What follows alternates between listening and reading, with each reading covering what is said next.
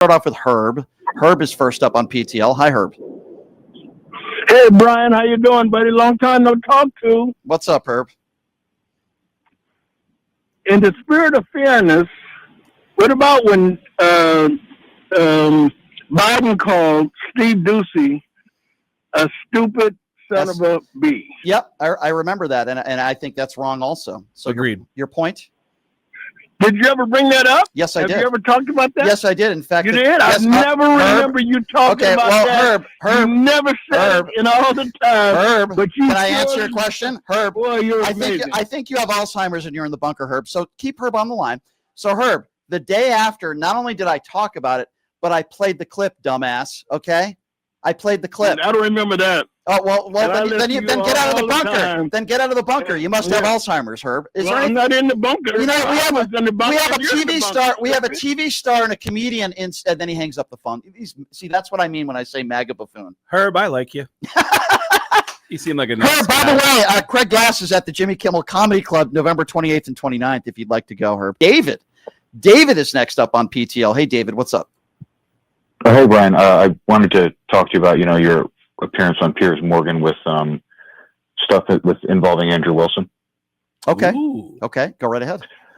Well, basically, what I thought you were being dishonest about was you just kind of kept implying that he left the debate because he was debating you and it wasn't going well for him, and then he basically rightfully called you out on Twitter or X. He didn't call me out. He just called me names. That's not really calling me out. He acknowledged it and said that you were lying, which you were lying by omission. No, okay. So hold on. Sure. Where is the evidence that he has provided? Okay, that he claimed he had messages with producers from Piers Morgan. Why has he not released those messages? And why do you believe him over me? Where's your evidence? Evidence of what? That you think are you saying he didn't overheat? Because that's what he's saying. No, okay, well, that's what he's saying. But let me ask you something. By the way, I don't believe him. I'll answer your question. Okay, if I can answer your question. Sure. Here's why. Yeah, sure. Here's why, and you tell me why you disagree. Because he's debated some of the best people in the debate sphere, and he would get them to basically rage quit and lose. Okay. So, well, I've never done that for anybody. I've never done that. I'm not saying you have, but if I can just make one more quick point. For you to just imply that he was, by the way, he wasn't even talking to you when he had to leave the, when he got, I understand. I understand what you are saying. If in fact that's what happened, then why didn't he show evidence? Sorry, Craig. These are the debates I get into with people sometimes. I'm sorry. Would give me a perfect time to use the restroom real quick. Go if you want to. That's fine. That's fine. Put me on the screen and I'll have this conversation with David. David, first of all, if he had messages with his producers and he released them, then I would say, okay, you're right. Let's have a debate. Let me give you a little bit of history here between me and Wilson, by the way, who I think is a phony and a fake Christian. And I'll give you examples why I feel that way, David, and you could tell me if you disagree. I've been speaking to one of his people. This weekend, we had scheduled tomorrow a 2-hour debate on his platform and my platform, live, ready to go. Then all of a sudden, I get a message this morning from his people that say, are we doing it next week? Maybe we should hold off on it. Very disingenuous, very shady. He's not a good guy. He's a fake Christian. I don't believe anything he said. Now, I'm going to be honest with you. I was kind of poking the bear a little bit. When he left, I tweeted something out because I wanted to get him angry, and it's very easy to get him overheated himself. I would also say that if you're a really good debater and you do national TV, maybe you should be in an area when you do the Piers Morgan show, when they have millions of listeners, to make sure that you're in an area where you have good internet and you know that your laptop or phone or whatever he was using doesn't overheat. So that's also on him, and it makes him look really bad. Now, he made the case, and by the way, he called me the R word and some other things because he's an imbecile. And all you have to do is release some messages with the producers to prove yourself. All he said was no. That's all he did. All he did was. But I mean, the proof is in the fact that, again, he's debated. I don't care if he's debated.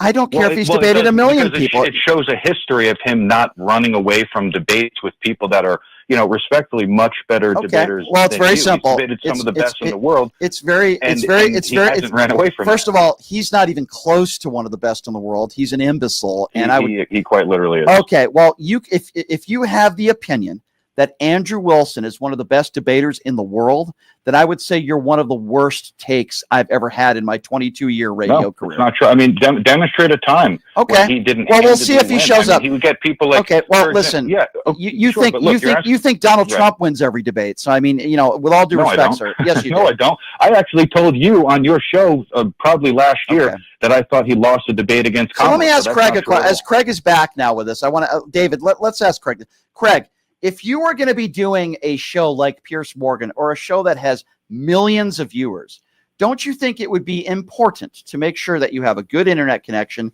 and that you're not using equipment that might overheat? Of course. I mean, that's the first. Well, yeah. I mean, of course, that's not that. Like that question, anybody's going to say yes to that, but you don't know the specific details. No, that's what he said. That's what he claimed. He claimed it. No, but my point is, like he didn't. My point is that you're taking the word from a guy that wears a cross on his neck, that smokes on the air during interviews with Piers Morgan, because he doesn't have any credibility, because he defends Donald Trump calling people names and he calls himself a Christian. Okay, you're defending somebody that is a phony. How does he not have credibility? He has hundreds of thousands of okay. So Paris Hilton, excuse me. If a following means something to you, then does that mean Paris Hilton is the best DJ on the planet? What I'm saying, that's one. Paris Hilton gets paid. That's one part of it. Okay, well, here's one part of it. Paris Hilton gets paid $250,000 to do an hour of DJing in Las Vegas. By your standards, she's one of the best DJs in the world? No. Okay, thank you. Ask Craig a question. You're not making any valid points here. Have a conversation with Craig. I'm getting a little over it with you. I'm kind of over it with you. All right, listen. Ask your boy. Because just because I called you out because you were effectively lying by omission. Okay. I like you, sir, and I would love to have you come down to Jimmy Kimmel's Comedy Club where I could have a friendly conversation with you. I won't interrupt you or call you an imbecile, and I'll even listen to some Paris Hilton music with you. Oh, well, she's my favorite artist, so you know what? I'd love that. Brian rightfully knew that I love Paris Hilton. I am looking into her catalog right now as we speak. She seems like a nice lady. All right, David, call back tomorrow. Call back tomorrow, David. All right? Sure, Thank you for the call. All right.